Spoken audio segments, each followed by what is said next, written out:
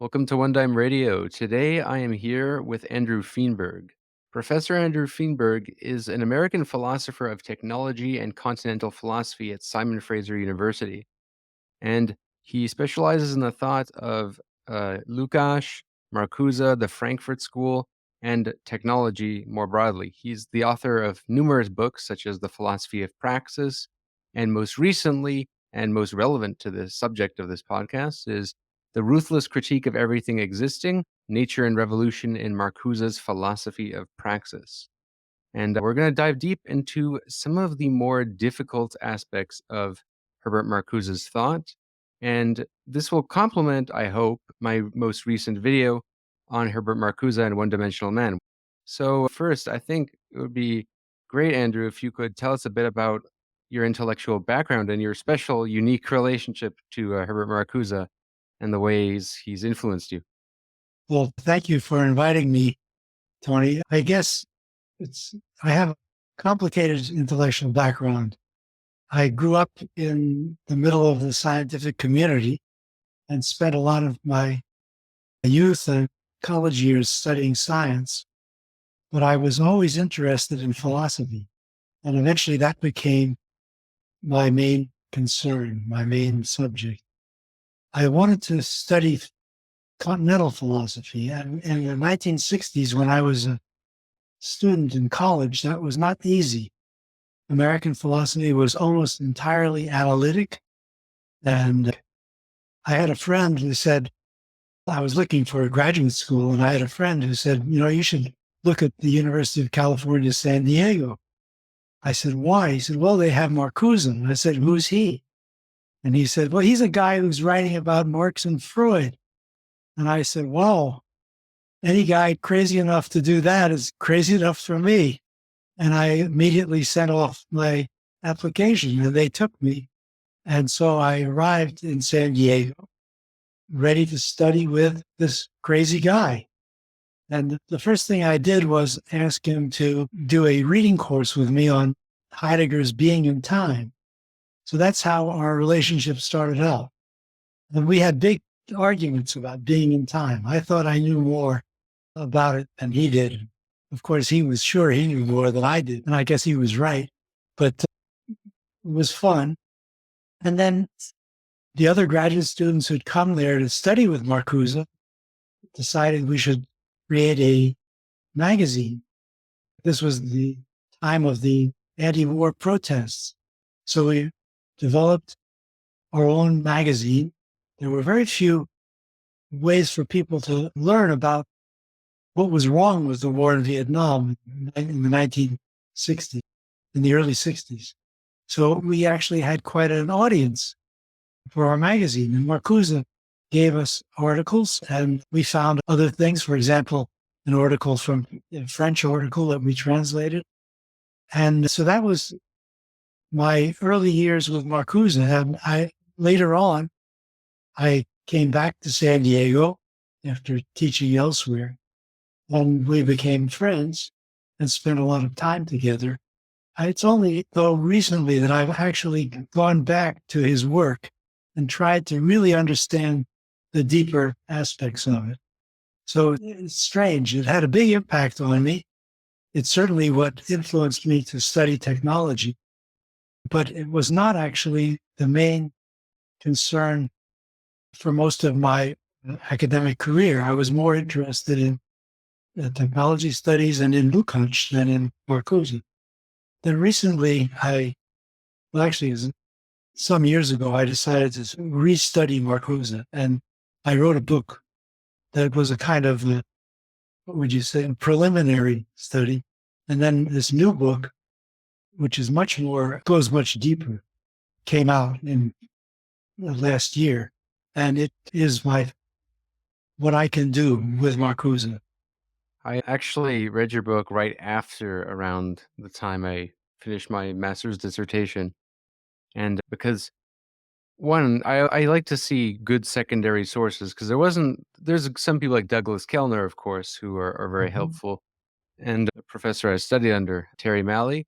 But when it comes to Marcuse scholarship, there's, I think, a lack of deep dives into his philosophical foundations, which I thought was so helpful about your book because you go into Marcuse's Marxist influence, his Heideggerian influence, his Hegelian influence. And I think one concept of Marcuse that I think is a good bridge to his philosophical influences is that of technological rationality and his broader theory of technology.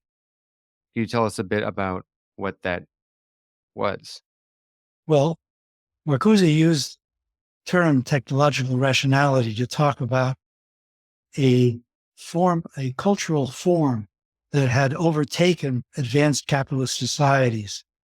This is a cultural form in the sense that it concerns people's everyday understanding of the world. And what is that everyday understanding of the world in advanced societies? According to Marcuse, it is colonized by science. People have taken up in their everyday understanding concepts, an attitude that really is more appropriate to science rather than to everyday life. Now, let me see if I can make clear why that's important.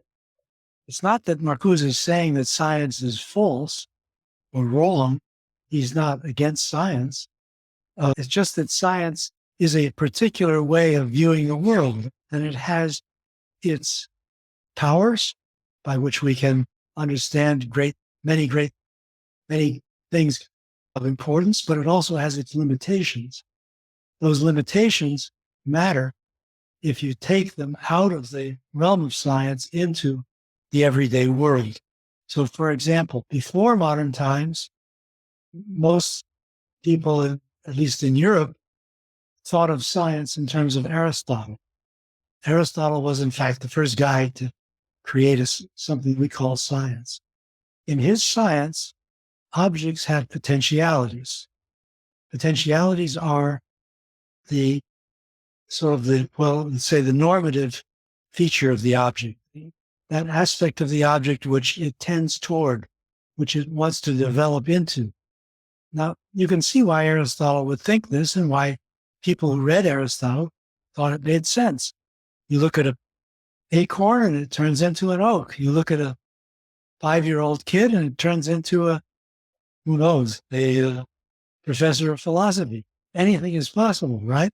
Things always are in motion, and their movements are directed toward a goal of some sort. That's the notion of potentiality, which Aristotle thought was part of the real world. It was an essential part of understanding the world. What happens with modern science from Galileo on is the elimination of potentiality. You can't use that concept any longer.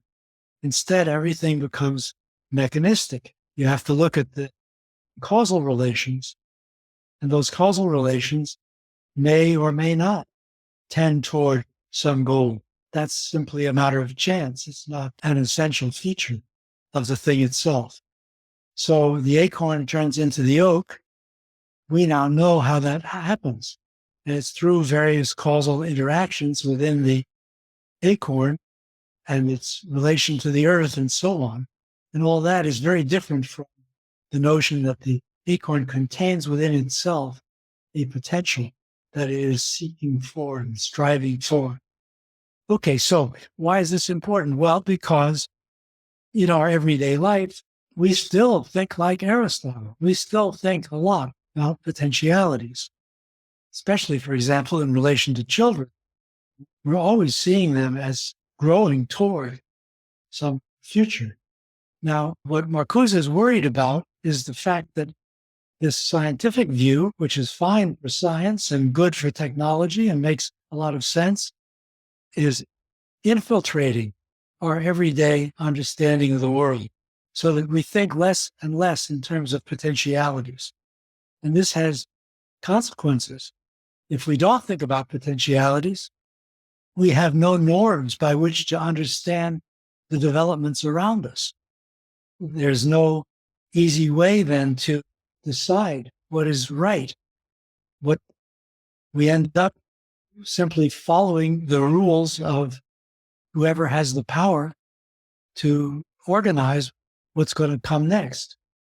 So the world becomes then completely overtaken by the subjective demands of people with power, and we don't have any guide that could help us to avoid simply giving in to this to the system, whatever that system may be. Whereas, in the earlier times, people had some guide in the form of a sense of what are the correct potentialities that should be for the future development of X, Y, and Z. Now it's just whatever corporations want. And that's going to be the way the world is supposed to be. So the world becomes, I think Adorno says somewhere, the world has become its own, I can't remember exactly his term. The world as it is given to us becomes its own norm. It no longer is on the way to something normatively better, but is its own norm. And this is what Marcuse takes to mean by the concept of technological rationality as it applies to the whole culture of advanced societies. And that brings us right to his concept of one-dimensional thought, Yes. because often when people hear that one-dimensionality, they think, oh, one's just thinking in one perspective, if that's how one would think in the everyday sense of Yeah. one-dimensionality. And if one looks at the introduction, the preface, Douglas Kellner's preface in One Dimensional Man, he he defines one-dimensionality in the correct way, but also if one only goes off that definition, I think we forget what a one-dimensional thought is about, which we'll get right into, because he talks about one-dimensionality being conformity to pre-established norms and ways of thinking and doing things, but there's a deeper layer to one-dimensionality that's ties right into his political accusation, if you will, of advanced industrial society being totalitarian, because he seems to be saying it's totalitarian at the very level of thought in terms Mhm. of what we're able to really conceive. In many ways, I was saying that he prefigures, it seems, Mark Fisher and many people now who write about capitalist realism, the phenomenon of that we can't imagine alternatives. Well, that's the seeds of that are contained in one-dimensional thought. What is one-dimensional thought? And I guess you alluded to it with the exclusion of potentialities already, but maybe further elaboration would help because that is, of course, a Yeah. difficult one to wrap one's head around. Yeah. It's simply another way of thinking about this idea of technological rationality. In order to make sense of one-dimensional thought, you need to understand what the second dimension is, the missing dimension. And Mhm. that missing dimension is potentiality. It is the possibilities that are excluded by the organization of the capitalist system. So the system excludes possibilities that could bring about a better form of existence for people, but those possibilities are systematically eliminated from consideration, from thought. So people live in a one-dimensional world means they live in a world which which excludes uh, the possibility of a better world. So now, this has deep roots. In earlier times, the second dimension was present in the form of religion. There was always the thought that this world was only one world. There was another world that was better. And then in the 19th century, the bourgeoisie developed a whole religion of art, a secular form of religion. Art became the source of a second dimension that prefigured some kind of a better world that, of course, was only in the museum, but still you could understand what it was. You could think about it. You could hope for it. It could infuse your sense of what is important and what life is about. And this second dimension begins to disappear in the 20th century as people become caught up in the one-dimensional society. And why does that disappear?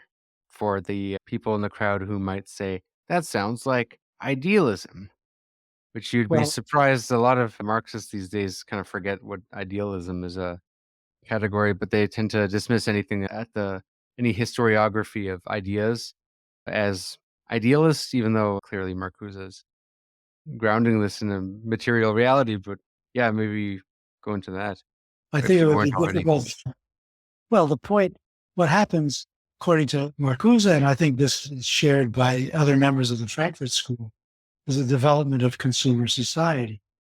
The capitalist system becomes sufficiently prosperous, sufficiently efficient to be able to offer people material goods, and those goods take the place of the second dimension, which no longer really, I mean, it's a kind of materialization of idealism.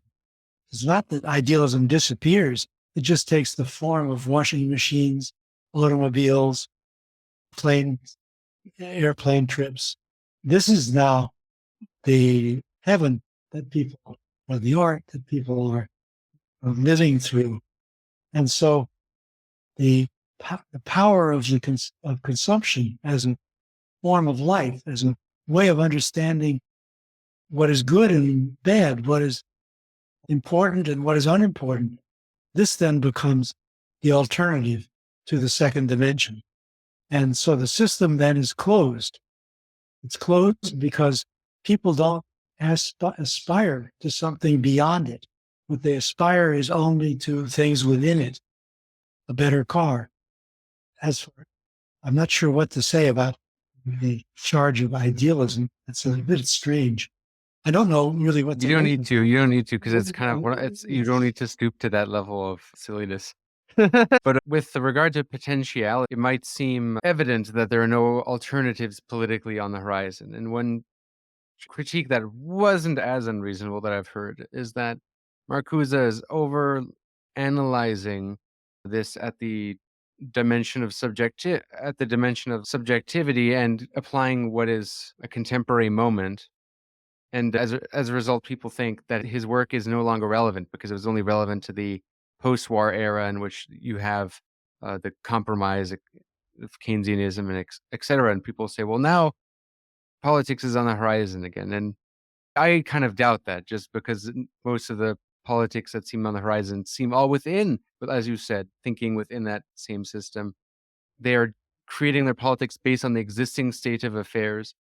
But how deep does this really go for Marcuse in terms of you mentioned that it starts with a conflict of philosophy and it starts with industrial capitalism, but of course he applies this to the Soviet Union too, with his Soviet Marxism, right? And he critiques also Soviet Union in it. one-dimensional thought. And yeah, I wonder if you could speak to that because some people would say that is a response. Well, what about this alternative? Well, there's several things going on here. Let me just start with the first thing you mentioned. Is Marcuse outdated because Keynesianism is no longer operating in our neoliberal economy? I think that's incorrect. Marcuse wrote a book late in his life called Counter-Revolution and Revolt, in which, although he doesn't, at the time people weren't using the term neoliberal, it's about neoliberalism. It's about the attempt of the capitalist class to reorganize the economy and the society in response to the new left, in response to the social movements of the 1960s and 70s that challenged the system. And so he has already in the late 70s, he's already got an analysis of the sort of thing that is now current. This, what he called the counter-revolution, which we call neoliberalism. If Marcuse was so wrong, why is Donald Trump winning the election? Come on. Nothing so fundamental has changed that we can now say that the 1960s and 70s are like the Middle Ages, and the people who wrote about it or like Thomas Aquinas. This is silly. There's very little change. It is true, of course, that the contract between the big corporations and the unions is over. Now there's not the same kind of common purpose that there was in the 60s when the corporate and union movements were working together. That's true. Then you can find other differences, but it doesn't make a really big change in the mentality. People are still living according to what Marcuse called the one-dimensional thought. When they escape from it, they often move into the realm of conspiracy theories and fascist propaganda, which is not really a good look if you are thinking about revolution. I don't think that we're really out of the realm of one-dimensionality. It is the best we can do at the moment, perhaps the wrong way to put it, but it's what we are stuck with at the moment for the most part, because there are no really powerful social movements attempting to overthrow capitalism. That's the fact. There are complicated issues that we could discuss about other social movements that are not socialist in character, but are not one-dimensional. But the main point of Marcuse's argument in One-Dimensional Man had to do with the complete collapse of the socialist alternative. And that's still the case, as far as I can see, in the capitalist world.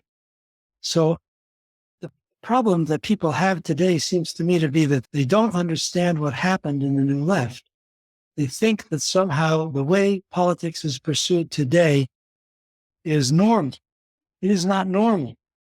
The left politics from the mid-19th century until the Second World War in the US and in Europe until quite recently was organized through the socialist movement, through communist parties eventually. And the backbone of the movement was the labor unions. That's simply gone. And it disappeared in the US in the 1960s at a time when McCarthyism in the 1950s destroyed what little remained of the socialist movement in the US. And then in the 60s, new movements emerged.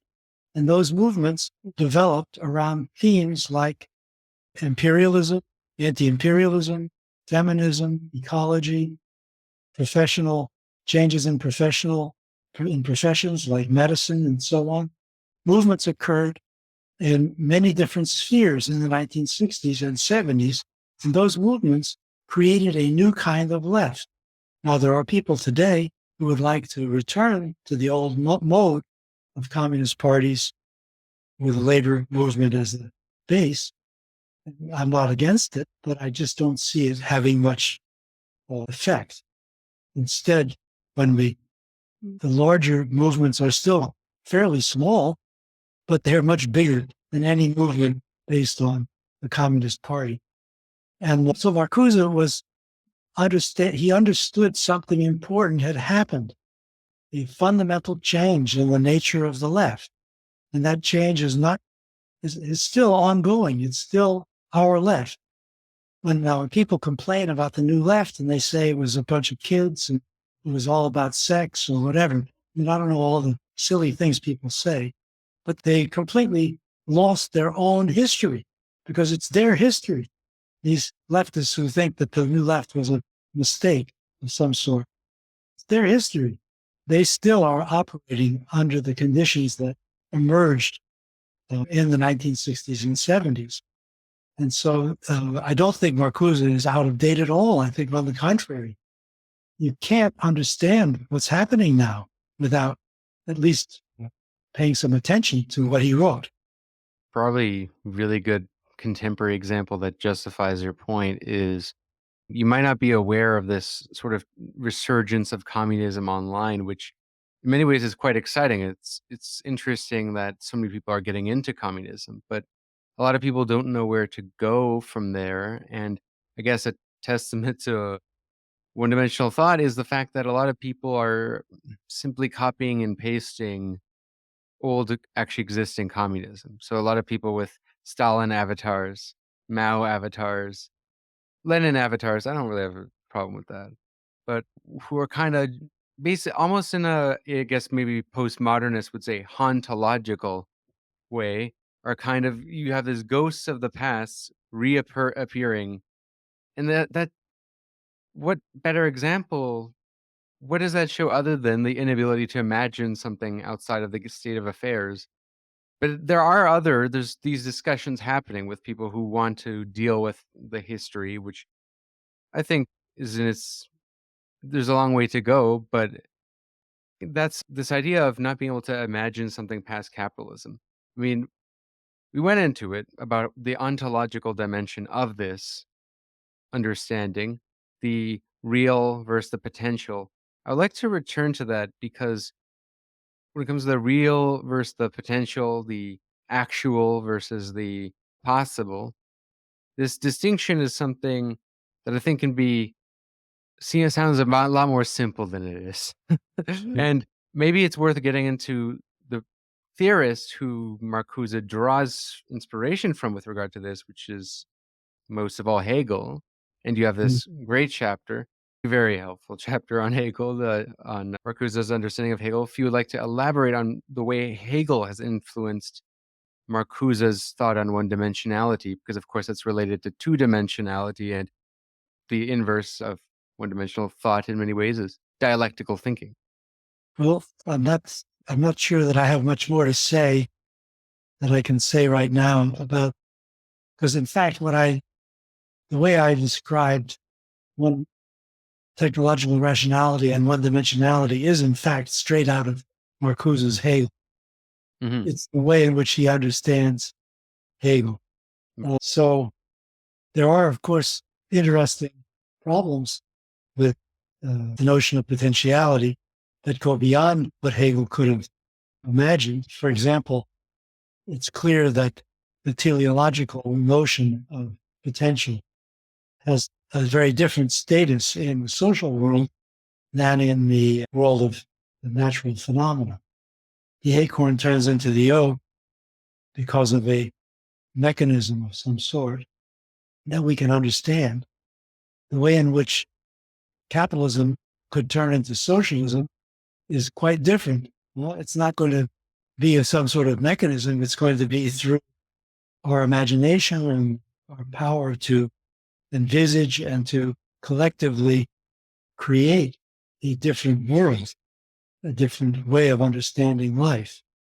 And so this raises questions that don't appear in Hegel, questions about democracy, about social movements, and so on, that come out of essentially out of Marxism, of a kind of uh, a, a non-Stalin Marxism that is based on a mass movement rather than a bureaucratic control. And that is part of Marcuse's legacy also, his attempt to develop an idea of socialism as potential, that is occluded, blocked by the organization of a one-dimensional system. Part of what I also wanted you to elaborate on is dialectical thinking, because that is sort of like Adorno. In many ways, Adorno and Marcuse have a very similar project going on with dialectic of the Enlightenment and one-dimensional man. We'll get into their differences when we get into Marcuse's new concept of reason, if you will, or his new sensibility.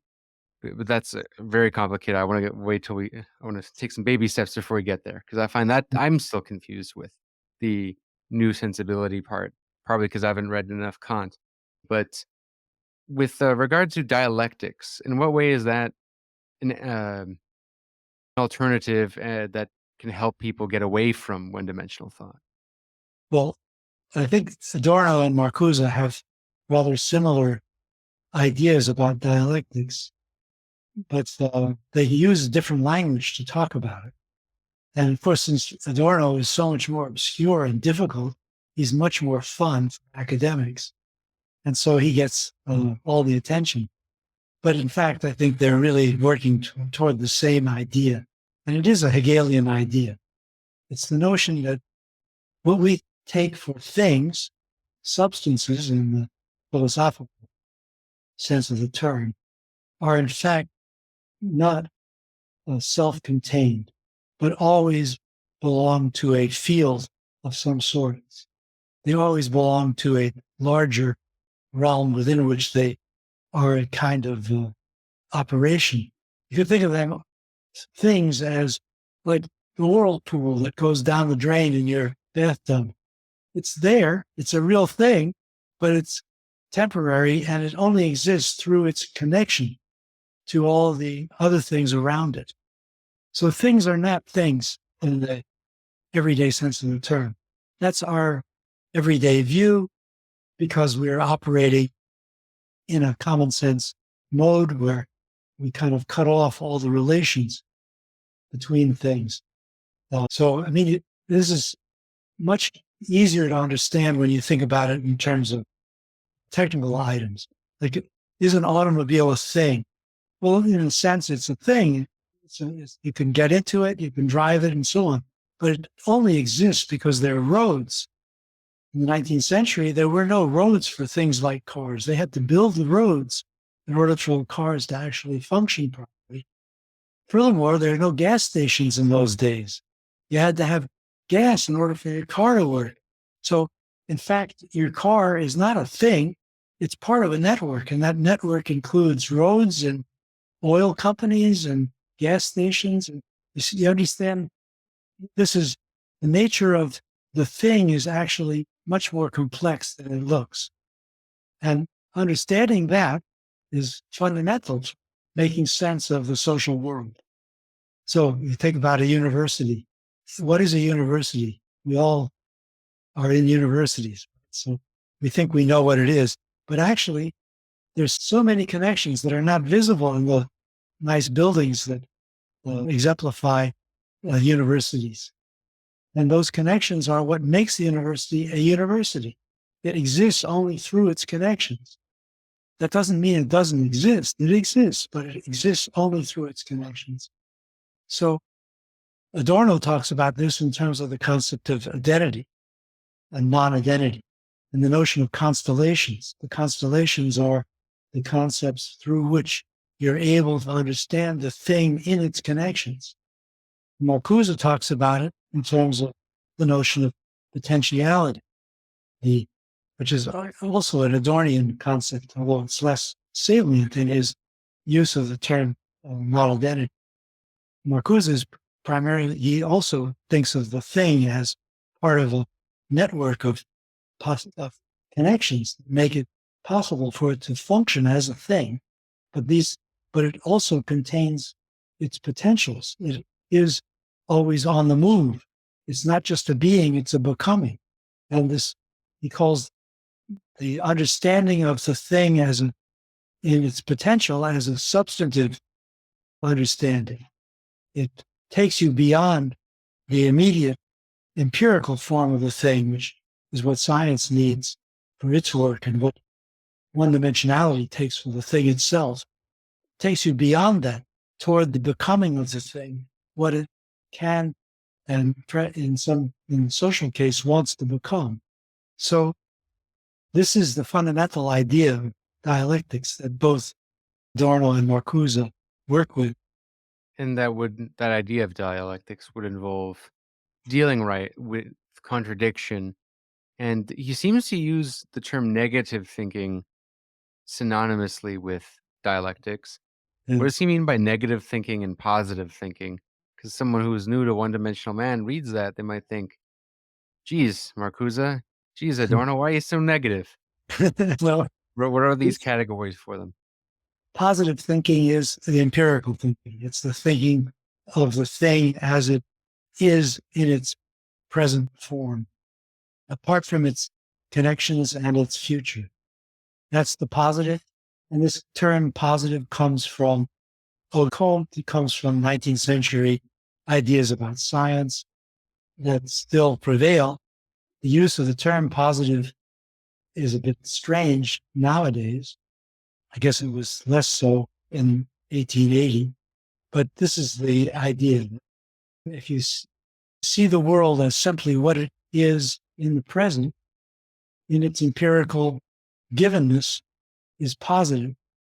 To see it in terms of all the connections and developments will annul its present form, is to think negatively.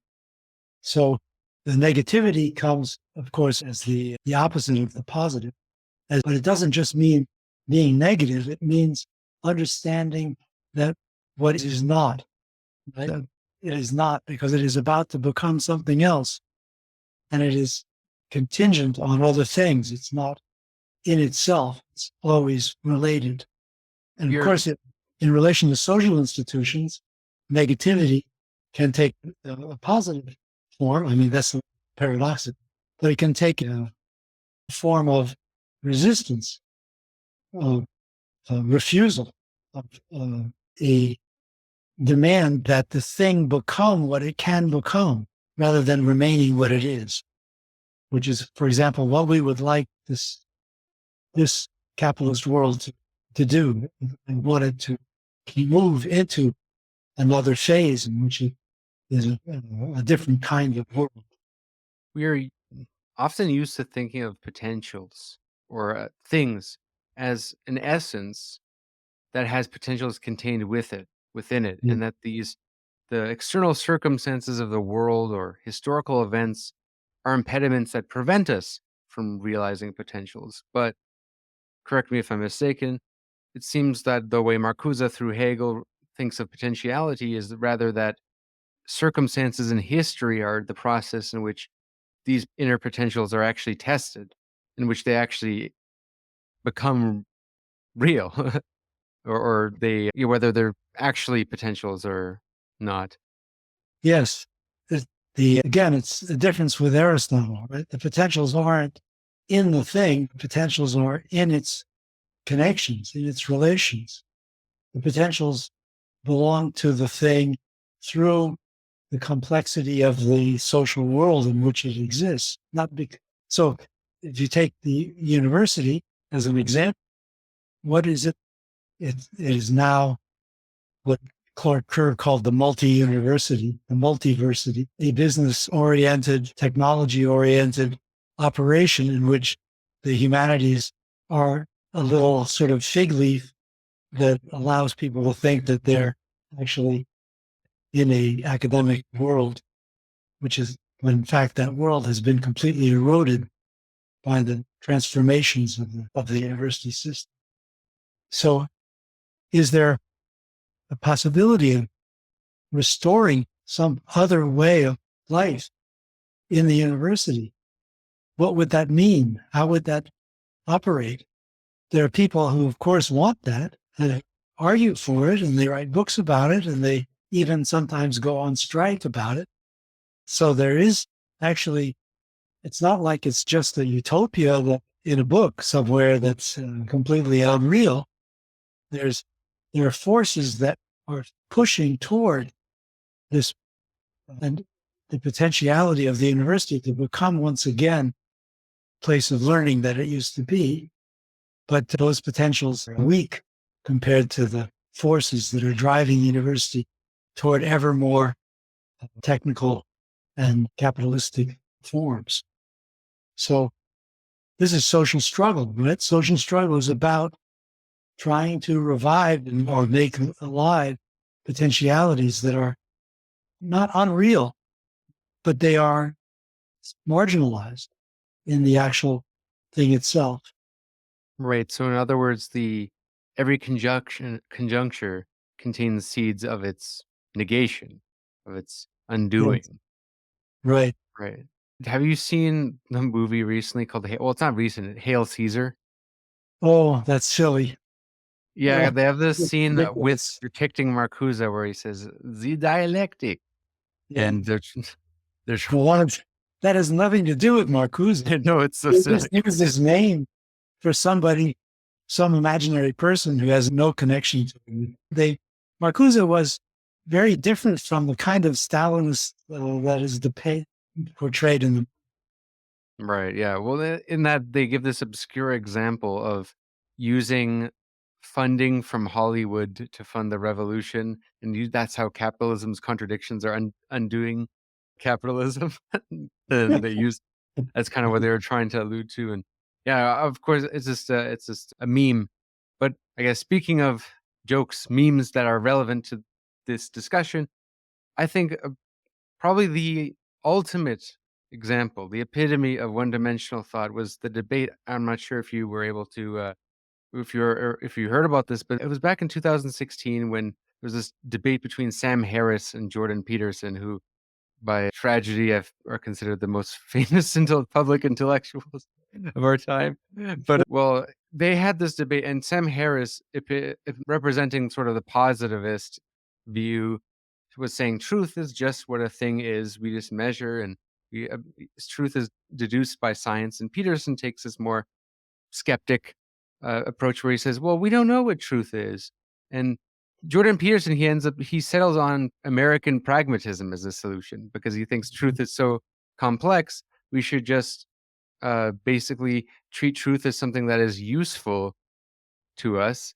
And interestingly, there's this perspective's been repopularized a lot in the modern era. I think is part of the ideology of self-help. But of course, pragmatism, John Dewey, mainly William James. What is Marcuse's critique of one-dimensionality? How would that critique respond to someone who is convinced that pragmatism is the way? Because we've already are kind of addressed why positivism is problematic. Yeah. What is wrong with the pragmatist view? There's something, Dewey was a socialist and he was also very much influenced by Hegel. And there's certainly a lot more commonality between Dewey and Marcuse than between Dewey and Jordan Peterson.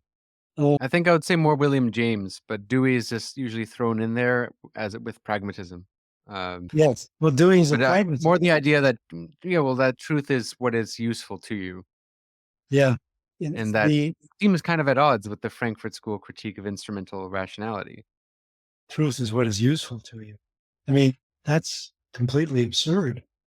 Truth is truth. It might not be useful to you, but if you understand it, then perhaps you can make something of your life.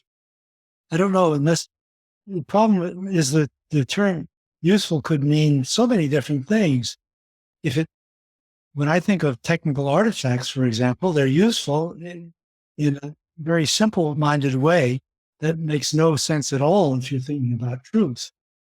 If you think of useful in some more obscure way, like, you know, that has to do, say, with the development of a person, it's useful for a person, for example, to find out what their true abilities are. Everyone knows that. There's nothing wrong with that as a way of thinking about truth, but it's very vague. It certainly doesn't help very much in your epistemologic endeavors. So I guess I'm just usually when people think about pragmatism and the concept of truth, it's true they're thinking about James and the idea that there's some sort of instrumental or operational aspect to truth.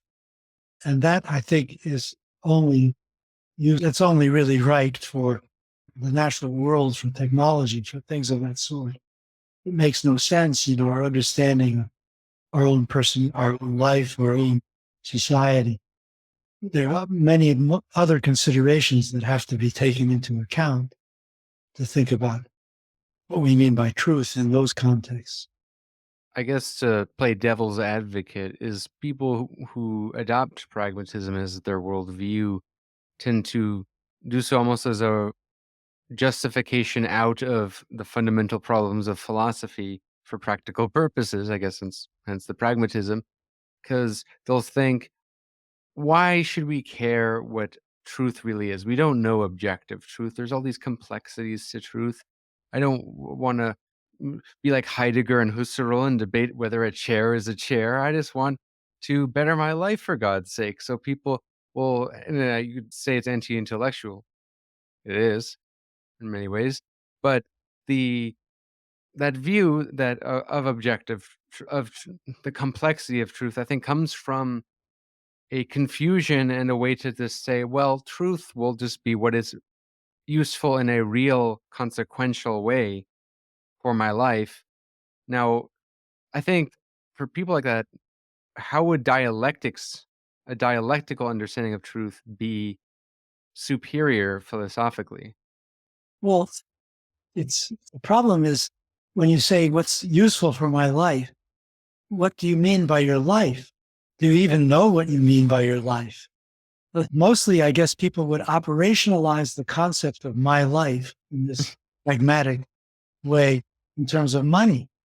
My life is better if I have more money. So for me, what's useful is truth is whatever helps me to obtain more money. That's not a good way of understanding life. That's pathetic, actually.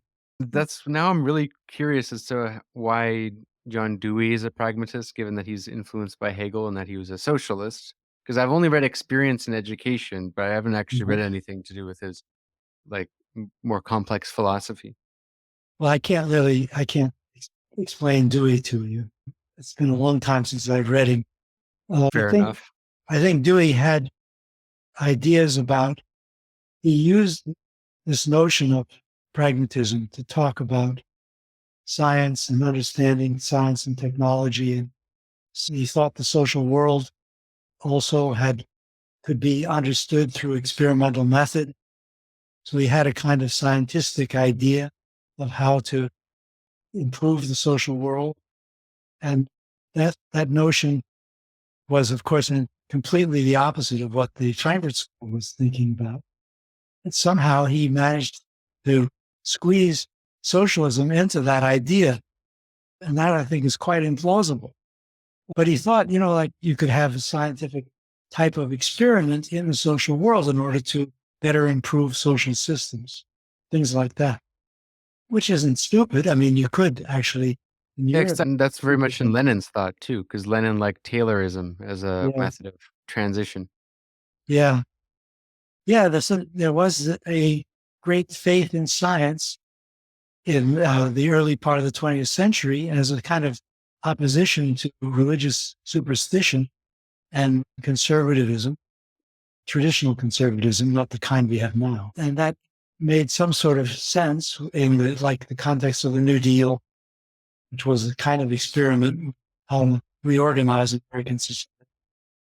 But I think in the wider frame of reference that the Frankfurt School embraces, which includes the whole of modern history, and it's risky to start thinking in the scientific way because it easily merges into a one-dimensional view of society in which phrases there's nothing.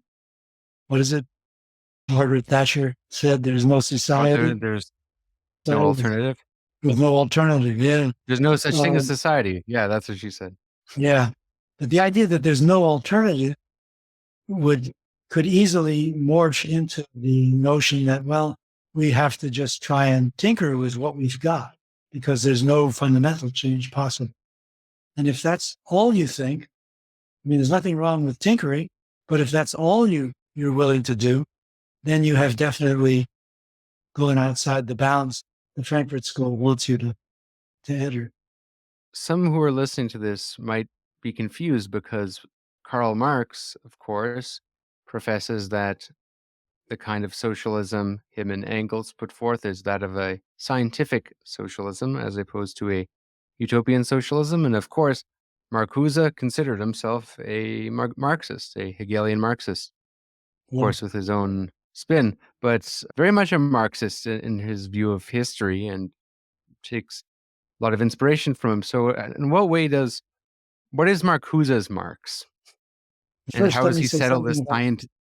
let me say something about scientific Marxism, the idea of Right. Marxism over science. This is an idea that was counterposed in the 19th century to what was called utopian socialism. So there was scientific socialism, that was Marxism, and then there was utopian socialism. Utopian socialism was not intended to be real. It wasn't, the idea was simply to create the image of a beautiful and perfect society, regardless of whether it could ever be created. And that was, of course, an interesting thing to do. We still read utopian socialists like Thomas More with interest, but it's not part of a political program of some sort. What Marx thought he could do was, by understanding capitalism, or figure out how you could get beyond capitalism to socialism as a real social movement, as a real movement of history, not just a ideal that would look good in paper, but a real thing. And he called this scientific because he was using the terms of 19th century science as they were understood then to talk about society. He was one of the people who created the modern social sciences. But note, social science in this sense, and Marx would have accepted this term, I think, is not the same thing as natural science. The methods are different. The object is very different. So we're not talking here about science in the sort of quasi-technological sense we think about, improving things through technical innovation. We're not talking about cryptocurrency or something like that. We're talking about science in a very broad sense. And this is clear, for example, in Engel's work, where he makes a distinction between different kinds of sciences, which have different objects and different methods. There's never in Engels any thought of, for example, physical reductionism, everything ultimately being atoms and void. He doesn't think like that. He thinks there are independent sciences. For example, biology has its own laws. It's not the same as physics. It can't be reduced to physics. So if we understand science in this way, then we can say, yes, Marxism is a science, but obviously not in the everyday sense we use the term today, in this 19th century sense. Now, Marcuse would have agreed with that, but he'd, of course, also say, be careful that you don't just fall into some kind of scientific reductionism when you talk of Marxism as a science. So his Marxism was based on a different object, a different kind of object that you'd have to treat with different kinds of means from the objects of physics and chemistry and biology, a social object. Right? And of course, you want to understand that object in a way that has validity, that has rational validity. It's not just talk or fantasy.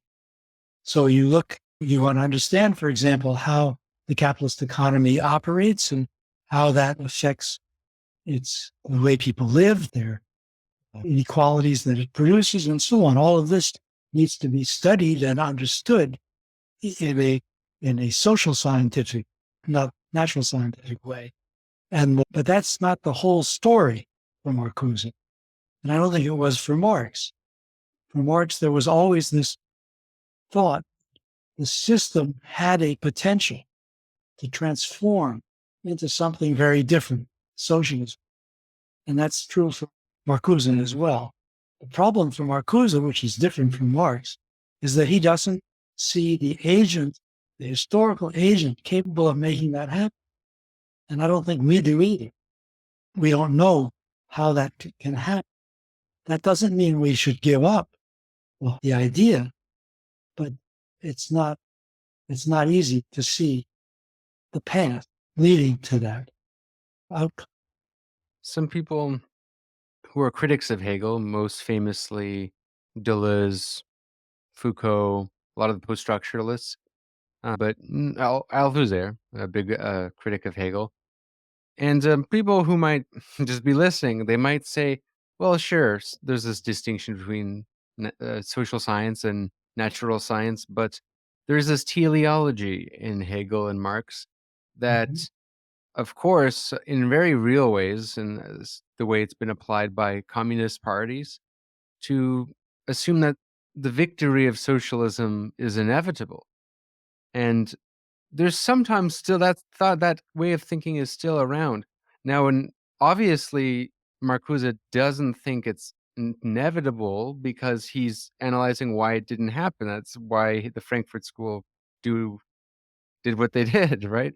So, if there is something still in Hegel, though, that there is this idea that society contains this inherent negation, and there's this historical unfolding of a process. And if one's a Hegelian and a Marxist, the logical conclusion of that is that socialism is inevitable, is it not?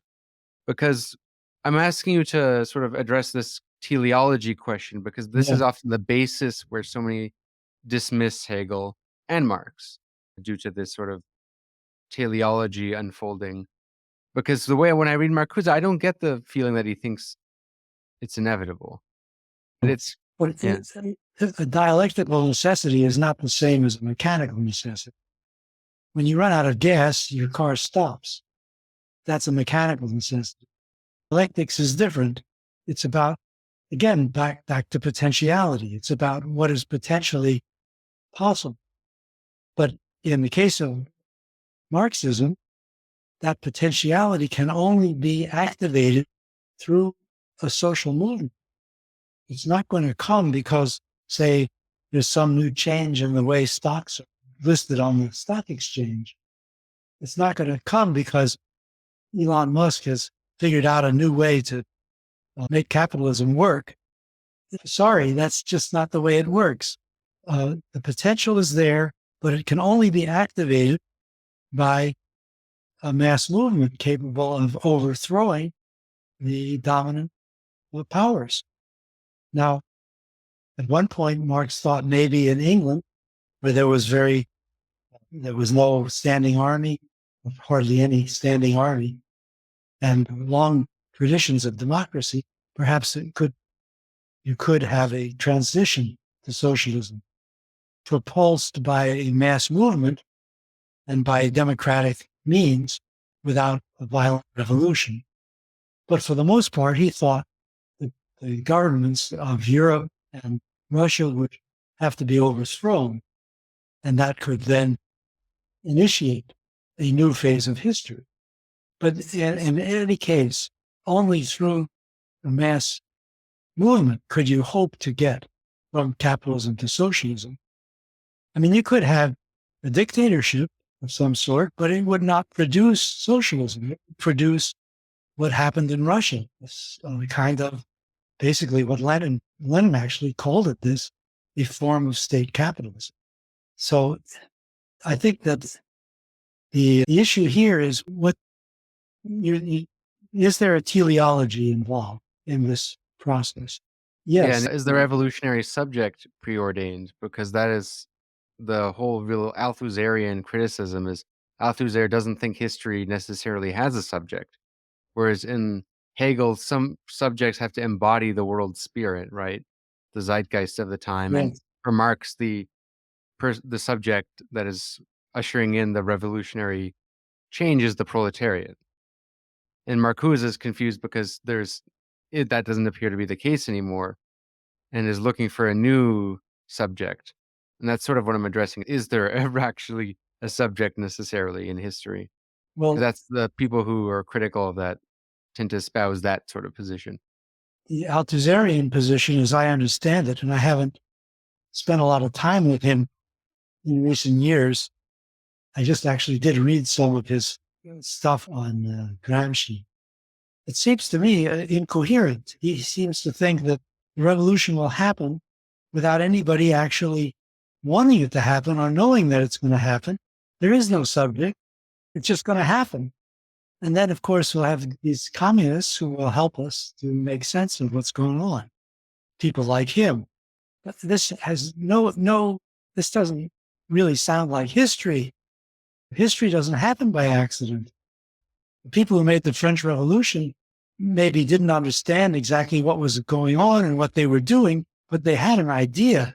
Come on, they didn't just sort of pop out of the woodwork with a fantasy. They had an idea what they were doing, and it made some kind of sense.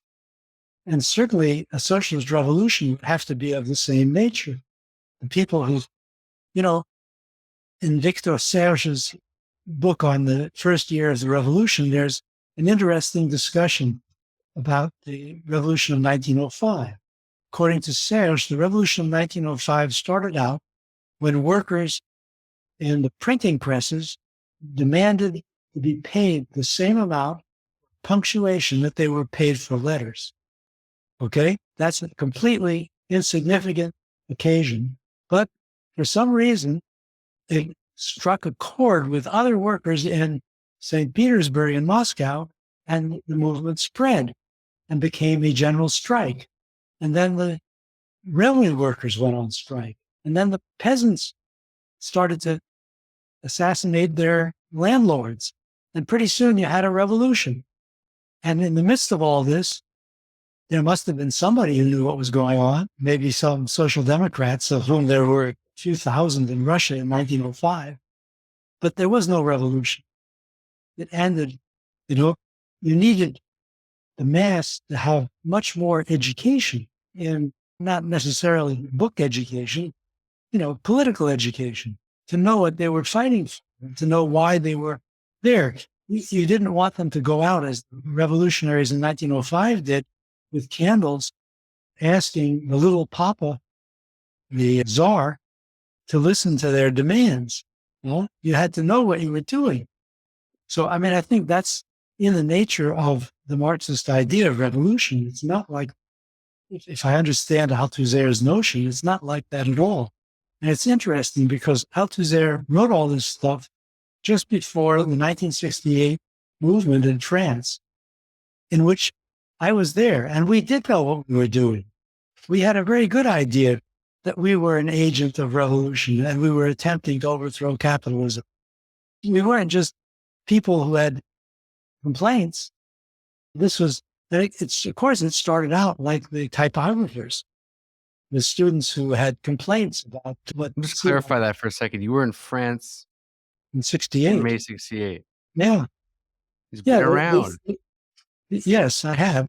The initial complaint was that the students in the Nanterre University near Paris wanted to have access to the dorms where the girls were. So it originally started with a complaint about the visiting hours in the dorms. And it ballooned like the 1905 thing, except instead of going with candles to ask the Tsar for help, the Tsar being General de Gaulle, we tried to overthrow the state. So, that's a revolution. I don't know what Althusser was doing at the time, but surely he must have been impressed by the fact that something was happening. Although, of course, many communists thought it was a disaster. The Communist Party at that time was not really into revolution, not in France. So I think the point is that there's a teleology involved in human affairs. To say that there isn't is bizarre. Of course, there's a teleology, and that would apply to the case of trying to transform the social system. Absolutely. So there must be an agent, and it must have some understanding, maybe not a good understanding, perfect understanding, but some understanding that it's trying to accomplish a change in the system.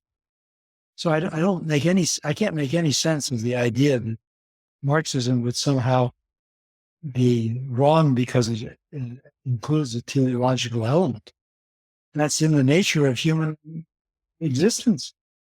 I think the origin of where such critiques arise has a lot to do with the way that dialectical materialism as an ideology was used by the Soviet Union and, still by many Marxists to this day, because it's not so much just that there's a teleology in the sort of bastardization of Marxism and the way that people respond to that. The assumption is that even the revolutionary subjects are preordained and that there needs to be the right movement. And if it didn't happen, it wasn't the right time and place. Because what is interesting is the way that dialectical materialism was retroactively used by the Stalinist regime to kind of say that everything that ever was done happened because it needed to happen. And that's the way that some Marxists who actually defend everything the Stalin did Yeah. use those sort of arguments. Now, this is not a huge side of the left, but they exist, and they kind of are recreate that same logic that exists then. And there's what they sort of say. They'll say, well, you had all these countries trying to overthrow the Soviet Union, and you had all of these imperialist encirclement, you had underdevelopment, you had the preparation for the war effort. And the difficulty there is that all those things are real and true, but where do you draw the line between justifying everything that ever happened, saying that it needed to happen, regardless of choice? Because they would say, oh, if you say, oh, well, you could have chosen not to, kill as many people in the purges. They'll say, well, no, because of the circumstances made it so that it led to this. That's where these criticisms arise, and that they still do exist. And I mean, they have their basis kind of in Engels' own writing, because in Dialectics of Nature, he has that weird sort of almost mystical view of human history, that everything that happened right leading up to Bismarck, to Europe and bourgeois revolutions, it was inevitable. You see that in his writing. So I don't think it's necessarily a crazy leap to see how the Stalinists view historical materialism in that way.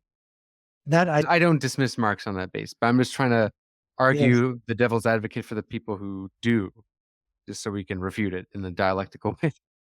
that view of dialectics was common in Russia in the 19th century. And I guess the Russian communists picked it up and found it useful for justifying their actions. But I don't think it's not, I don't think that that's a mechanical idea of history, right? That the causes explain everything.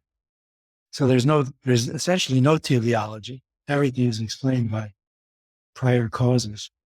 That makes no sense, though, for Marxism, because Marxism is about what Marx called, this is a quote, human control of history. The whole idea is that human beings will finally be able to make their own history. You're not a post-humanist. You're a Marxist humanist. I don't really, I'm not sure what exactly I'm being asked to ascribe to. Or even if you subscribe to this binary. But that is often where people say that, oh, well, this is the young Marx thing. No, this is the late Marx who's saying it's about human control of history. The point is that, I mean, what capitalism has done is to create a new kind of ruling class and a new kind of working class. This is new in all of human history. For the first time, people are able, Marx says in the manifest, to understand the world. They can, with their senses, figure out what's going on around them. And once they gain that understanding, they can change the world. And they can change it according to their possibilities and desires, rather than simply being victims of the next phase in history, whatever that might be.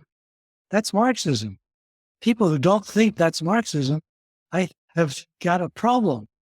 They've lost the thread. That's the whole thread of the idea. Enlightenment, right? Well, this is the whole idea. Just to think of Marxism as some kind of mechanism, mechanical system in which history will automatically move from one phase to the next because of so-called contradictions, is not Marxism. So the basic problem that Marx is dealing with is, how do you move from one phase of history to another? And how do you move from a phase of history in which natural laws of the economy prevail over human beings into a new system in which human beings have the ability to organize their own existence? They're not subject to nature or to the economic laws, but they can organize their own existence in a better way. And this requires consciousness. I don't think that there's any doubt that Marx believed there would be some conscious understanding involved in the transformation from capitalism to socialism. It's not going to happen by itself. And I think Engels also believed the same thing. In his essay on the housing question, he explains how the workers who used to be living in the countryside and were subjected to the dominance of the local lords now have become free outlaws in the cities where they work in factories and they can understand what's happening.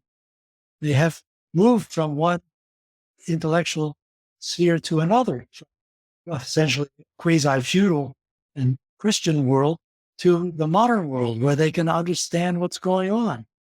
That's the basis for the whole thing. So to deny that seems to me to be completely un-Marxist. Well, of course, the Enlightenment project, as Kant defined it, it was human mastery over himself, like humans being able to have true freedom by being able to not be subordinate to these natural factors and to mythical factors. But then, of course, Adorno talks about how myth already was used to have human control over nature, and how the Enlightenment, if it doesn't, if it doesn't have its own flexibility and reversibility in itself, if it's not self-aware, it can turn into myth and lead to domination as opposed to Mm. that. Now, Marcuse, this is where I think it's different between Marcuse and Adorno. Is with Adorno, I don't get a sense that there's any way out. At least it's not very clear with Dialectic of the Enlightenment. His thing is just, yes, he proposes a kind of negative dialectics, which some people would say is already dialectics. But with Marcuse, he does something very different, which I find very confusing, which is he proposes a new sensibility. He wants to move to a Mm. new form of rationality. What was he doing with this project of new sensibility? Because, of course, he has the book, The Aesthetic Dimension, but he already has traces of this in One Dimensional Man and in other books, and in Counter Revolution and Revolt, too. Yeah, Adorno was much more pessimistic than Marcuse, as was Horkheimer. Horkheimer was even worse. There's an interesting dialogue between Horkheimer and Adorno in the 1950s about the disappearance of the communist movement and the need to create a new communist movement. But they are pretty clear that they don't have any idea how that can happen. And at one point, Horkheimer says, "What are we doing then?" And Adorno says, "Perhaps we are creating a message in a bottle for future times." So that's their idea. That's Adorno's idea. Was that In in other words, towards the new manifesto? yeah, The yes, interviews or the yeah, dialogues? yeah. I have It's to also read that. funny that in that dialogue, they also, at one point, they make fun of Marcuse.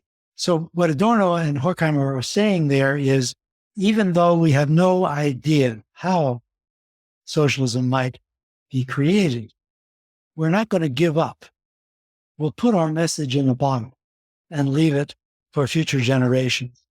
It's still right, even though we don't have the. Now, why would they say that? Because, of course, are they back to utopian socialism? Since they have no agent. I think the answer is because of what it does to you as a human being to give up. Once you know that this possibility is there, you have to preserve it, even if you preserve it only in your own mind, because the alternative is to become a conformist rat. That's their view. Okay. And I think Marcuse will, of course, have the same view. What's different about them is that in the 1960s, in the late 1960s, when we were creating the new left in the US, students in Germany and France and Italy were, and Germany and Britain were doing the same. So Japan, there was a new possibility of movement, of some kind of movement towards socialism. Now, Adorno and Horkheimer responded negatively to this. And I'm astonished that there are still leftists today who are so committed to Adorno that they even believe in his silly things about jazz. And they love what he has to say about how bad the new left was. This is ridiculous. Oh, I know exactly who you're talking about. Yeah, Adorno is certainly worth studying, but you can learn a lot. But you can't accept everything. I mean, come on. He isn't a prophet. He's just Well, to be fair, is some people, they just like to say the new left failed and we have to accept that, and they see permutations of the new left in today's left that but are making the same mistakes.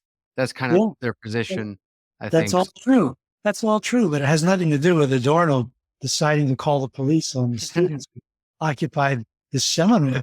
Come on. Yeah, or Horkheimer was even worse. Didn't Horkheimer support the Vietnam War? Yes. So, so, Yeah, but so Marcuse's the point here is reason. point here is that Marcuse had a positive relationship to the new left. He was there in California and he could see it happening. And maybe it was different from what the Germans saw in Frankfurt, but it was clearly a very important social movement that included the civil rights movement, the anti-war movement, feminist movement. All these things were happening, and toward the end of his life, the environmental movement. All these things were happening around Marcuse, and he took it seriously. Of course, he knew there were all sorts of problems, there were sillinesses of all sorts, but there was also a fundamental desire to change the system, to no longer create wars, to no longer subjugate workers and Black people. And he saw in the new left possibilities. Now, what he called the aesthetic sensibility, his new sensibility, was what he meant by that was that in the new left, you could see that people didn't just have opinions. It wasn't just that they didn't like the prevailing politics. They had a feeling about it. It was somatic. It was part of who they were. And this feeling, this inner command, desire to move beyond a system based on consumption, competitive strife, and war, that struck him as something really fundamental and important. This could be the basis for a different social world. This could be the way out from a society that was one-dimensionalized by its lovely automobiles, lawnmowers, dishwashers. This could mean that you had other values that went beyond simply getting some consumer goods. And this was a widespread thing. This was not just a few people, who had, of course, there were always intellectuals and bohemians and artists who had other values. But now it had become a mass phenomenon involving millions of people. And that struck him as a really fundamental change. Today, it's sort of strange because a lot of what Marcuse saw as a new sensibility has become part of the cliches of the everyday world now. I was just about to say it. It became the new sensibility, became the new sensibility of the new spirit of capitalism, as some have called it. Yeah. So certainly elements of that did infiltrate the dominant culture. But that doesn't mean that the people who were struggling against segregation and the war in Vietnam made a mistake or just weren't any good at politics, or that there was something wrong with them and that we were much smarter and better than they were. That's stupid. They did their best with all the flaws that you'd expect in humanity, as opposed to something in a book. I've written about the collapse of the New Left, and it was a disaster. There's no doubt about it. And you can easily see the same mistakes being made today, both the mistakes by the countercultural types and the mistakes by the Marxists. And you should learn from those mistakes rather than saying that the New Left was itself a mistake. It'd be better to study of the history and try and talk to people who were there and understand what happened and how to do better this time. So I think Marcuse's argument is valid. There was something really important that happened, a new sensibility, a different way of viewing life. And that is, in fact, essential to any kind of social movement that wants to overthrow a rich society. We're not in the 19th century when poverty was the principal reason why people would revolt. Of course, there are a lot of poor people today, but their poverty today is not of the same ilk as the poverty of people in the 19th century. It's a reason to be dissatisfied, to go on strike if you happen to have a union, but it's not the same thing as the savage poverty of workers in the 19th century. What Marx thought would be in the vanguard of the movement. We're talking about a different situation in which, sure, we're in favor of people who go on strike winning their strike. We also understand that is not necessarily going to be the spark that sets off a social revolution. We know what the likely outcome is going to be. So there needs to be something more than simply a desire for better wages, getting people moving. And Marcuse was trying to figure out what that could be through what he saw as the changes in the sensibility of people in the New Left, in the civil rights movement, who had bigger ideas, big ideas. They had big ambitions for the future. Yeah, talking more about overcoming alienation as a whole and work, the alienation of work, which I see is embodied in a lot of today's movements slowly, but we see elements of it. Is that is also just in everyday life. Most people I know, and in my own experience, what has been the most dissatisfying thing with work is not just being underpaid, but it's the uselessness of it all, feeling like wasting your life away for no reason. That is Those are new left sentiments. right, exactly. Yeah, That's the that's sensibility. yeah, that's why I have a huge, I guess you could say, that's why Marcuse resonated with me in a certain way that maybe classical Marxism also made me understand the world, but didn't quite resonate with me in the Yeah. same way. Now, Marcuse proposes a sort of way of this alternative consciousness, and he talks about a new type of reason. He says, "What is freedom is reason, or as a reason is freedom." I might be getting it backwards, but the whole idea of purpose of freedom would be to develop these human faculties like reason. Now, what is that exactly? Because and how do we, more importantly, which is the part that we haven't addressed, which is how do we actually raise this consciousness? Because people often now, due to the aftermath of the new left, their eyes often roll when they hear stuff like consciousness raising, or if they are, you deal with this in your book when you talk about does Marcuse want a world ruled by philosopher kings? I have my speculation regarding this, but I'll save that for after. Is because I want you to lay out your view of this as to how Marcuse, maybe how you disagree, if you agree or disagree, how we can transform this consciousness. Because a lot of people, when they hear that, they think it means a vanguardist elite or educational dictatorship, as Rousseau Yeah. calls it. Well, you raised the question of the relation of freedom to reason. That's a very big question, but fundamental question. Marcuse treats that as an ontological question. And I think it might be really a bit difficult to go into that at the same time as we talk about the problem of consciousness. Well, maybe So, we can get into that before, because I think some people will say, well, what consciousness are we trying to raise exactly, right? What does this look like? Because some people, I mean, it is a confusing question because what does that look like? Like, what is the alternative consciousness? I mean, we alluded to that with the New Left sentiments, Mhm. but I mean, as we saw, that has elements of that have been co opted into capitalism. So, I mean, what is that consciousness and the reason? Because obviously it is what Marcuse was envisioning is not what is in late capitalism today? I'm having trouble here combining all these things in one Yeah, we'll package. do one at a time. We'll do It- this, it's- the reason and freedom relation and that new so consciousness. the most fundamental level of that has to do with the fact, as human beings, we live in a world which is organized by meanings. Everything we see and interact with has a meaning for us.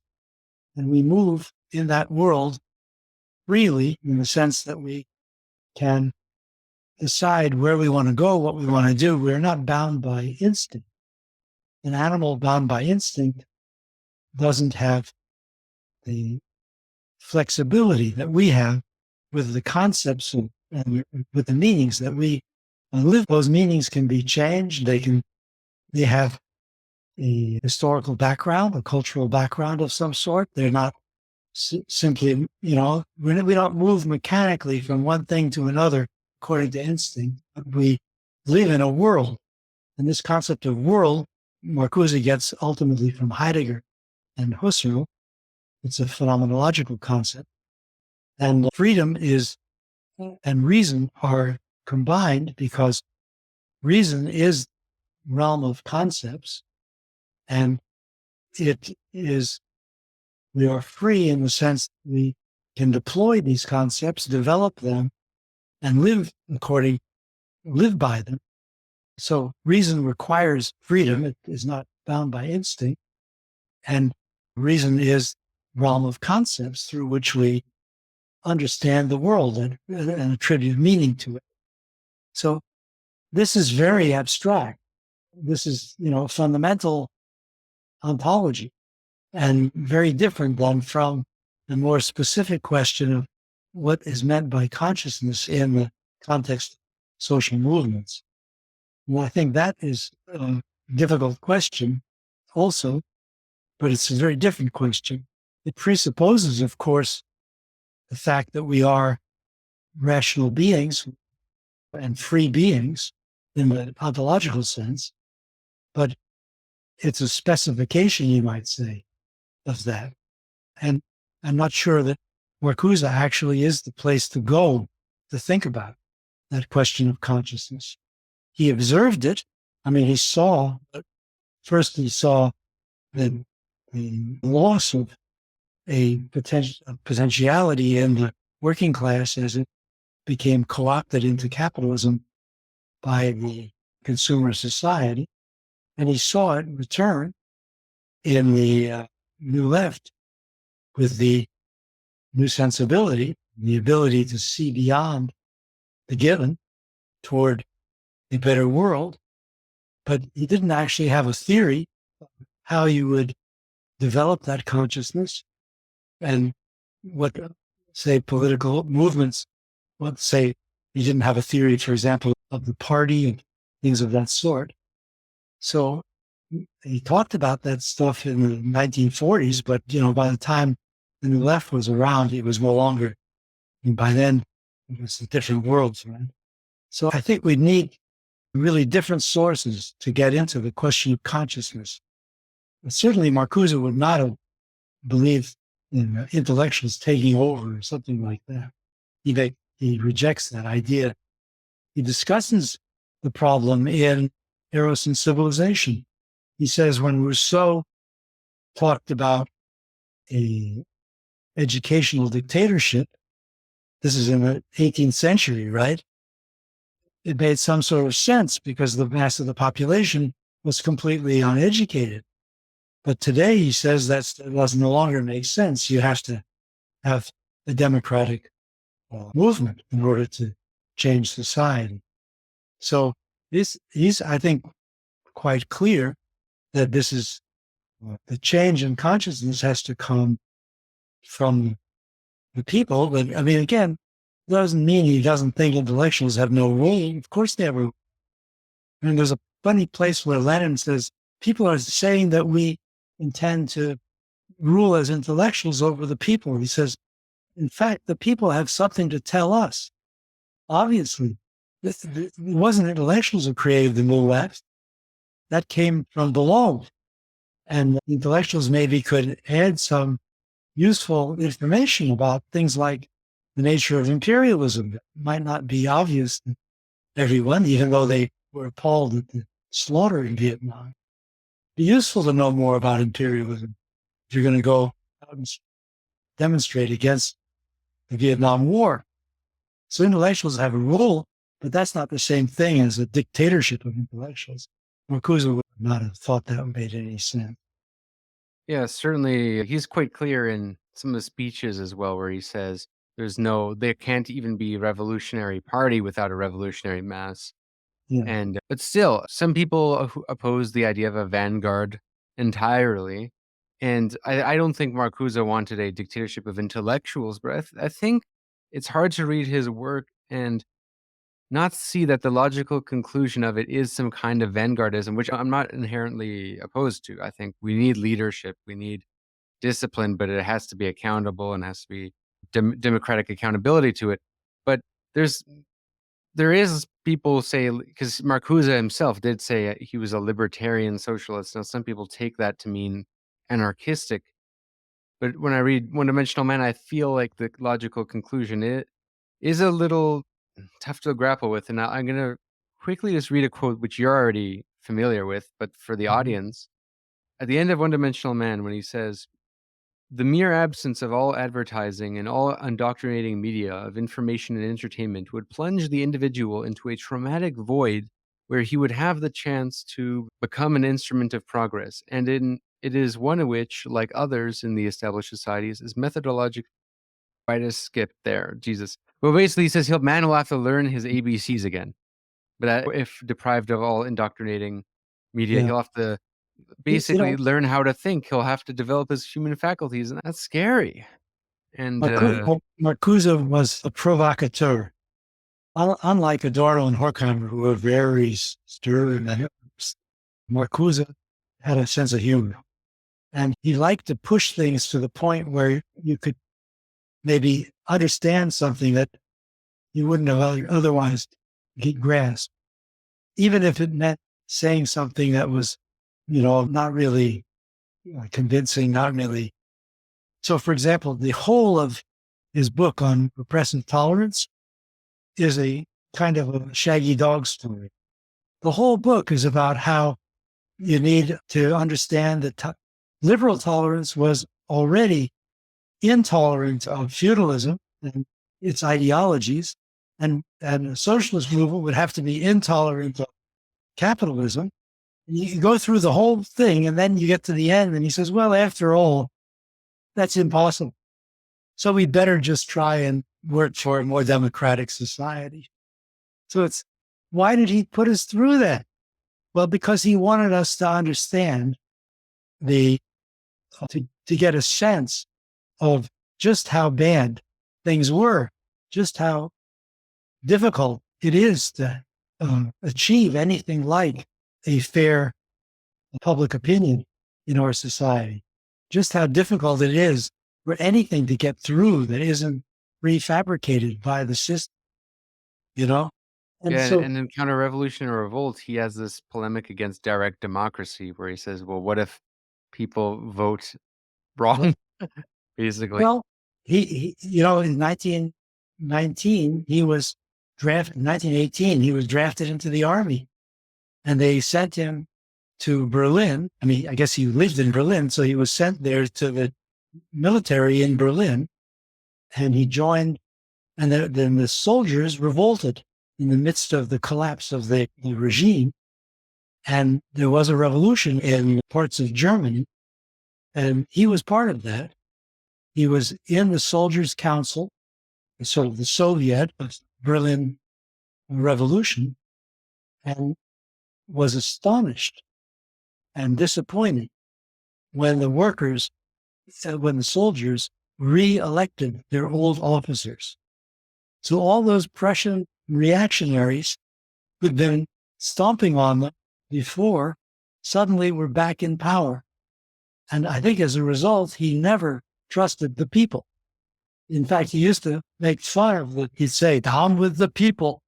I Do see you that. think? I totally see that too. That there is a kind of elitism in Marcuse, which I don't think is unwarranted, because No. it Look at has what's to. We happening. actually cannot be naive when it comes to stuff like direct democracy, because in Chile they recently voted against a highly progressive constitution that would have replaced the Pinochet Yeah. constitution. And yeah, I mean, I like that you grappled with that in your book, because sometimes people either like to gloss over that, or or people who have this sort of, I think, dogmatic anti-elitism, dare I say, will dismiss Marcuse and people like Adorno on that basis. I think the problem is that there are no angels.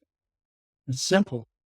And the angels aren't people who rule us, and they aren't the people who they rule. You have to have standards of some sort. You have to have some idea, and you can gain that idea not just through fantasy, but through history. We have a long history. You can go back to Spartacus if you're really anxious to figure it out. We know what it means to fight for a more just and equal and better society because of the history of people fighting for it. And so you're not stuck with having to simply accept whatever the people happen to want at the moment. People as a concept are different from any particular group that at any one time might think that, say, Trump is their solution. So, yeah, you could call that elitist, but I think it's the kind of elitism that is bound. It's not an elitism of governance. The point isn't that these people want to rule. The point is they want the people to appear, the right people to appear, the people who actually belong to that long history of struggles for a better world. And when those people appear, that's when you can have a revolution. You certainly can't have it because a party or a group of intellectuals will decide that it's time.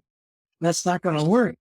That was tried in Russia, and it didn't work very well because I mean, again, you could argue all you want about the conditions under which they were operating.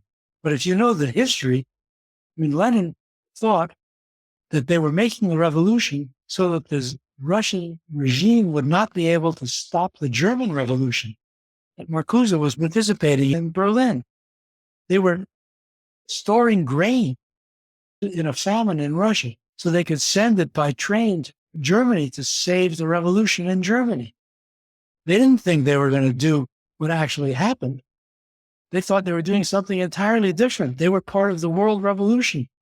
So what happened in Russia was very different from their expectations. And it did have some of the problems of an elite bureaucracy trying to manage and dominate the men.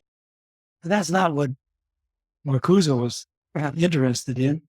He was interested in the people themselves coming capable of gaining what Marx called human control of history. And how does that happen without a sort of elite, or even if it's, I think, democratic elite at least, but because then, like you said, the rights people, right? Marcuse is very against moral relativism, and that shines Yes. throughout One-Dimensional Man, something I particularly like.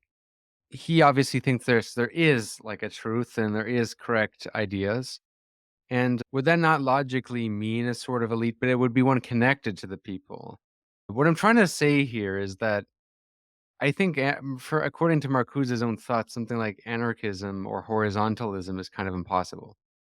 That the Marcuse, solution is neither in like absolute verticalism or absolute elite, like in the party deciding everything, party of intellectuals, but a sort of middle ground between that and horizontalist anarchism. Because I feel like so many people who saw the experience of the Soviet Union went to stuff like Tony Negri's Empire in the 90s and thought the answer was a multitude of spontaneous, horizontally organized protests, and that hasn't seemed to lead the left anywhere in the past 20 years. there's several different things going on here. I don't think that all those spontaneous protests were a waste. I think they were the only thing going that made for any kind of progress in the last 20 years. And they made a big difference. If you think of it in terms of 50 years or 70 years, you can see obviously there's a huge difference. Just the fact, for example, that there are women professors in your university. You could find out how many there were in 1970. I bet there were two, if that many. So there are huge changes that have come about because of these spontaneous movements. But that's not quite the same thing as talking about the overthrow of the whole system. And even in those movements, there were various forms of leadership. And those forms of leadership were really essential for the success of those movements. And intellectuals played a role. It's hard to imagine the women's movement without the famous texts all the women read, Simone de Beauvoir and all the other feminist scholars who made such an impact in the 1970s and 80s. So I think Marcuse was realistic. He had a realistic view of social movements. He thought they would have to be led. But this is a separate question from the concept of truth. There's a funny kind of liberal way of thinking about truth. And somehow, if you believe that there's some truth, then you're a dictator, because you're saying that this is the truth, and therefore everyone has to agree with you. But that makes no sense at all. If nobody, one of the effects of that liberal ideology is that you don't hold any view at all, because that would be dictatorial. And you don't want to be a dictator. Well, isn't that like in Karl Popper's whole debate with Marcuse? He thinks, despite whatever Marcuse says, he's anti-pluralist because he's a Hegelian who believes in ultimate totality, and that's what they love to say. It's all bullshit. Marcuse was perfectly willing to debate with other people. He knew what he thought was the truth, and he was prepared to hold forth on that and try and convince others. But he was also willing to listen to other people. I remember at UCSD during the war in Vietnam, he had a debate with another scholar, another professor in the university about Vietnam. They had a public debate. So the fact that you hold something to be true doesn't mean that you hold it to be absolute and that everybody else should just bow down before you. That's a strange idea. Of course, you have to have your own ideas. Otherwise, you're nobody. But that doesn't mean that you're impervious to discussion with other people and unable to learn from them as well as convincing them. So these are just common sense things that Marcuse, like most people, would argue. Social movements require some kind of leadership, but it shouldn't be dictatorial. Everyone should know their own truth and be willing to put it forth, but that doesn't mean that they won't listen to others and learn from them. These are just common sense ideas, and strange that they become debatable. Well, a lot of right-wingers like to point out repressive tolerance, which you brought up, that Marcuse, talks about the essentially censoring certain far-right ideas and saying, well, how can a free society tolerate such unfree ideas like fascist ideas? And of course, he's getting death threats from the Ku Klux Klan, and he's confused why they're allowed to do what they do. And so people point to that. They say that Marcuse ultimately is against free speech. That's what usually his critics like to say. Yeah. But again, as I said, if you get to the end of the essay, which of course these people never do, most of them probably have never read it. If you get to the end of the essay, you see that what he says is we're in a situation where tolerance is essential. Democratic rights are essential. We need to move toward more rather than less. And that would, but the way one can still read that is that it's essential for us. But once we're in power, we're going to ban all you. That's how I could still see them reading it. Yes. that's the provocation that's supposed to get you thinking, you know? In fact, Marcuse is not wrong in thinking some restrictions on free speech might be useful. And Europe, which has gone through the experience of the Nazi regime in World War II, there are many countries in which there are restrictions on free speech, restrictions on racist speech, on Nazism as an ideology. And that doesn't seem to prevent people from having a democratic society. I'm not sure that it would be a bad thing for the United States to have some limitations. And in any case, if those limitations were as strictly defined as they are in Europe, they would not prevent us from having a normal democratic polity. So I don't see really, I mean, that's, of course, we're in the United States. This Constitution gives us broad rights of free speech, and that's been useful. It's certainly better than restrictions that would go too far and that would prevent people from talking about things of importance. But it's not the only, that First Amendment is not, God's gift. It just happens to be the way we in the US have managed this problem. People in Europe manage it differently because they had a different historical experience. But so there are different ways of organizing a democracy. I don't think that Marcuse is really, I don't think he really intended that people would be unable to hold opinions that he disagreed with. Yeah, just of course, we need to have the antithesis be posed, so can deal That's with the that. idea. Yeah, the And idea is, sure, what is the meaning of free speech in a society in which the entire public sphere is completely colonized by one system, one idea, and controlled by corporations that have an interest in that idea? What's the meaning of free speech in such a system where you can send propaganda? Of course, remember, this is during the war in Vietnam, propaganda that gets people excited about murder on a scale of millions. What does that mean? So he's writing a book about that. And people need to understand that. They need to know they're not this First Amendment world where everybody's opinion is taken for granted and serious and important. Well, on the contrary, it's a world of total propaganda. That's what he's writing about. And he wants you to think. the closing universe of discourse. Yeah. And yeah, without getting into a whole debate on free speech, but I'm glad we addressed that because it is the elephant in the room when it comes to Marcuse's legacy. The last thing I wanted to address was something I wanted to address earlier, but it wasn't really the right time.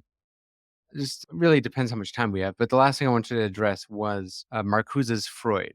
And because, of course, as alluded to earlier, Marcuse's Freudian book, his Eros and Civilization, is often his most read book nowadays. Even the One Dimensional Man, I think, sold more back in the day. So people often read that and they see either because they don't like Freud, they dismiss him because Freud's become quite unpopular these days. And if they're a Lacanian, they tend to find his interpretation of Freud bad. Or if you're a Foucault, you think Freud's whole repression thesis is wrong, and you dismiss Marcuse on that basis. And I liked that you addressed Foucault's history of sexuality. So why don't we just quickly go into Marcuse's Freud and some misconceptions regarding that? Yeah. The Foucault is also a provocateur. And in that book on the history of sexuality, he's having fun. And, everyone thinks that the bourgeoisie was repressive, but actually they were really interested in sex and had all sorts of, that's Foucault, right? He's doing what Marcuse was doing in his own way, trying to force you into a new frame of reference where you could see the world in a different way and understand that all that stuff about repression actually went along with family policies that resulted in huge population growth. So, and of course, prostitution on a huge scale and so on. So in fact, Victorians were not so repressive after all. So then he makes complaints about the Freudian Marxists like Wilhelm Reich and Marcuse, because they seem to believe that there was a repression. This is just having fun at the expense of people who can't fight back. Well, the fact is that the notion of the one-dimensional man contains a chapter which anticipates Foucault's theory. It's the second chapter, I believe. And in that chapter, Marcuse explains the instrumentalization of sex by capitalist society and how the sex is not pressed, it is channeled, which is exactly Foucault's position. It's channeled in ways that reinforce the system. And that channeling, of course, takes a different form in 1960 than in 1880. But it is fundamentally a form of what he calls repressive desublimation. And by repressive desublimation, he means something very specific that I think is quite similar to Foucault's argument. He means sublimation is pressing the sexual instinct and forcing it into other channels, for example, into work. So the libidinal energy that was supposed to go into sex is instead transferred into work. That's repression. That's 19th century stuff. Now, desublimation, returning the energy back into its original channel. So, in other words, people, instead of obsessing over work, and they would be able to move their energies toward a more free form of sexuality. So that's desublimation. Repressive desublimation would be this desublimated energy that is now available for sexuality is used in order to make the system itself more secure. It's used to bind the individuals more tightly to the system. And this is what Marcuse thought was happening with the obsession with sexuality in the post-war period in the United States. Sexuality was not the liberation of man, human beings, toward a new state of existence. It was simply a part of the consumer culture designed to keep people happy with the system as it was. And so he made fun of a lot of things about, the use of sexy girls on advertising for automobiles, the obsession with the deodorant sprays, cleanliness, and so on, all of which were part of a new form of desublimated oppressive sexuality that became part of the world of consumer culture in the 60s, in the 50s and 60s. So I don't know. I mean, I'm not a Freudian. But there's something very positive about Marcuse's use of Freud. And I think it's still a very interesting book, Eros and Civilization, even if you're not a Freudian, because the basic argument is, I think, still a valid argument, even if you're not a Freudian. The basic argument is that throughout history, most people have had to suppress their desires. And society has enabled them to do that by punishing them if they get too out of line. So most people, most of the time, have been confined to a very narrow range of desires. And as societies have become richer and more people can express themselves in more ways, this desublimation of desire has become less significant. Now, more desires can be expressed. People are able to have a larger life, a life that is more satisfying. this threatens, this still, of course, requires a large amount of sublimation, repression of desire, just less than in the past. Marcuse sees this as moving toward the state in which much less repression would be required, but the capitalist system, he argues, requires the repression continue to, because that's part of the organization of competition and struggle and the whole individualistic organization of social life. And so he invented the category of surplus repression. See, we're at a point where repression is slowly diminishing, but the amount of repression is still very high. And it's high because the capitalist system has organized life in such a way as to create surplus repression, more than is technically necessary, given the level of welfare that is available. So revolution is about overcoming surplus repression.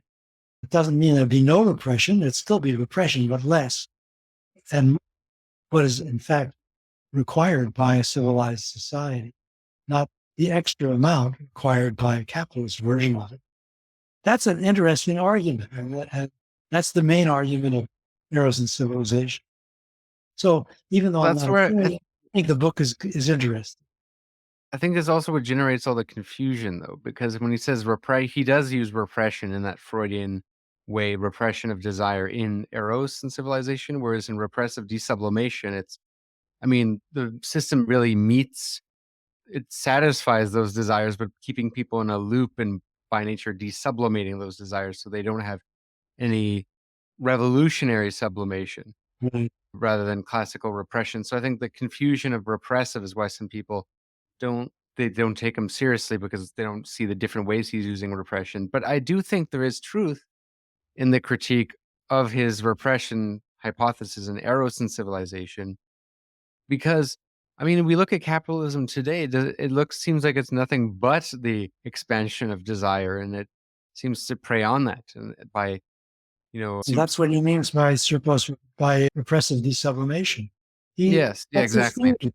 That's his theory. It's not a critique. It's his theory. Right, but in Eros, it seems like he's calling for the liberation of desire, right? And that if we just didn't have so much repression, so when people read that text without one-dimensional man, they think, well, Marcuse is really doing the same thing that, like Zizek, for example.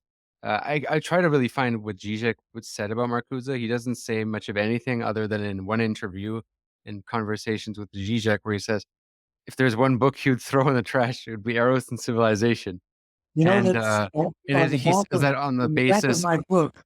On the back of my book, Zizek writes, endorsed it, yeah, he says the ruthless critique of everything existing today is needed more than ever. which is I'm wondering, so What we need is to repeat today what Marcuse in his critical critique of traditional Marxism did in the 1960s. well, So that's Zizek says a lot of things. that's what I'm very well, he said this a long time ago. This is a Yeah, long time ago when he said that interview. Well, I would really wanna know if Zizek had like, since, assuming he read your book, yeah. because we all know Zizek is, you know He's been, yeah, but, yeah, like, I wonder if he had like, an epiphany when it comes to Marcuse, because he used to be very dismissive, of yes. that. Look, the idea of repressive desublimation was written about in the 1960s, and it had a relatively narrow focus because that was what it. I mean, it was an attempt to make sense of consumer society and the role of sexuality in consumer society. That's the same today. I mean, nothing's changed. Maybe people have smartphones, but they didn't have smartphones in 1964. Therefore, Marcuse is out of date. I mean, that's, come on. Nothing has changed at the level that Marcuse is writing about when he talks about repressive desublimation. And so it's just a misunderstanding of his categories because maybe they're complicated and people have not. Well, it's because Don't of have, Reich.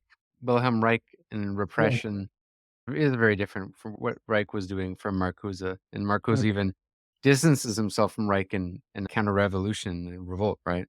Yeah, he used to make fun of me. Yeah. Mike, he would say, it was for Reich, the revolution is all about sex. Well, it's a lot of people read Arrows think that. It's seen so many people who are. I actually had a professor when I was in grad school who's completely dismissed Marcuse on this basis, on that, saying that, oh, well, that's just, it's the same critique Foucault gave of him and Reich. And they kind of they jumbled them together. And I think part of that is due to that. Why did he use repressive as a term? It's such a, I think if he didn't use the word repressive in his No, thinking, I no. would have. It's only because Foucault made a fuss about the word repressive that people think Marcuse shouldn't have used the word. But it's part of the game of academic one-upsmanship. I think that Foucault didn't believe there was repression. The guy was a homosexual. He didn't believe there was repression. Come on. He believed there was repression.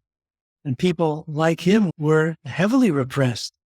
Maybe not so much in France, but certainly in places But he's born in Vichy, so we probably, yeah. Yeah. I mean, come on. So, but he found a clever way of making a very important point that repression is not a one-way street. It's not an absolute. Repression is a kind of channeling of desire, not an abolition of desire, but a channeling of desire. And that channeling is socially organized. That's what he was trying to say. And that's a good point. But Marcuse made the same point, just used different terminology. Yeah, thank you for making me feel less crazy. I remember when I was trying to say that, and it was like, "Are you sure?" Well, I mean, it's pretty, yeah. Thanks for. I don't know how much time you have, but I was gonna. Yeah, I was about to end off the show, and I realized we didn't mention the debate as to whether Marcuse abandons Heidegger or not, because you kind of say he goes in favor of Hegel over Heidegger, and of course, that is that one he wrote that text Heideggerian Marxism, which I find to be a little bit obscure, probably one of his more harder books to read. Yeah. Yeah, like I just if you maybe want to close that out with his relation to Heidegger, because of course he was a pupil of Heidegger and he had a very ambivalent relationship with him. Yes. Yeah, that's a complicated question. He was a Heideggerian of a sort in the late 1920s and early 30s. And he wrote his Habilitathese. It's a kind of super thesis for Heidegger on Hegel. But of course, it was a little late and he had to run because of the Nazis. And Heidegger probably never read the thesis, didn't give him his degree. He then wrote an essay when he entered the Frankfurt School. His kind of maiden essay to prove himself, I think, was an essay on totalitarian philosophy, in which he excoriates Heidegger and other right-wing thinkers. And so you could get the impression that he was completely independent of Heidegger for thereafter. But I don't think that's correct. I think, in fact, he learned things from Husserl and Heidegger. He studied with both of them. They're both phenomenologists, and he learned things from them which affect his way of thinking for the rest of his life. And it shows up, especially in One-Dimensional Man, in the chapter on, I think it's chapter 6 on technology, where he actually quotes Heidegger and Husserl. And so it's a complicated question because he didn't want to actually come back and rewrite his ideas about Heidegger and Husserl. That was over. That was something he did when he was a kid. But there were still things that he learned from them, and he put them into his later work. So there's two different statements that he made about this, which are contradictory. In the essay with Fred Olson, which is an easily accessible, important essay, he was asked by Olson, who was a Heideggerian, whether he thought there was any influence of Heidegger on his thought any longer. And he said, no. I guess I can't remember the exact terms, but essentially what it amounted to was Heidegger, forget it. But then there's another, and it's a Hungarian guy, I think named Almazy, I'm not sure exactly who, interviewed him a little later and asked him who were the important philosophers in the 20th century. And he mentions Heidegger. So I think he was ambivalent, you know. He knew that he learned from these guys and made a difference in the way he thought and how he understood his Marxism, which is a kind of phenomenological Marxism, ultimately. On the other hand, he had a bad feeling about Heidegger, who had become a Nazi, who refused to amend his mistake. You know, that for him, I think, was intolerable. I think he was prepared to forgive Heidegger for making the mistake, but not if he refused to make any amends. That's just impossible. And there's a letter, there's an exchange of Heidegger and Marcuse after the war. Marcuse sent Heidegger some help because he was afraid that many people in Germany were having a hard time. They were hungry and cold. And he sent some things from the United States where people were doing well. And then they had an exchange. And he asked Heidegger to say he had made a mistake. And Heidegger wrote back and said, well, you know, what the Germans did was no different from what the Allies did to the Ostdeutschen, the Germans who lived in Poland who were kicked out. So it's all the same, you know. Marcuse wrote back and he said, no philosopher can allow himself to say such a thing. And that was the end. He never contacted Heidegger again. So you Yeah. can understand it's a complicated question. Yeah. And he was also Jewish, right? Well, yeah, and he had to That's, flee Germany. And I'm sure he had relatives who were killed. Every yeah. Jewish person in the world has relatives who died, including me. So that makes it hard, you know. On the other hand, Heidegger is more than just the dumb shit who thought that the Nazis were going to solve the problems of the modern world. Yeah. He's a Hard lot to more deny than, his influence on philosophy. yeah. So it's complicated. Yeah, absolutely. Marcuse didn't want to pull a Hannah Arendt and Forgive the reconcile. guy. Yeah. No, he couldn't do that. He couldn't. I think that's reasonable that he Hmm. didn't.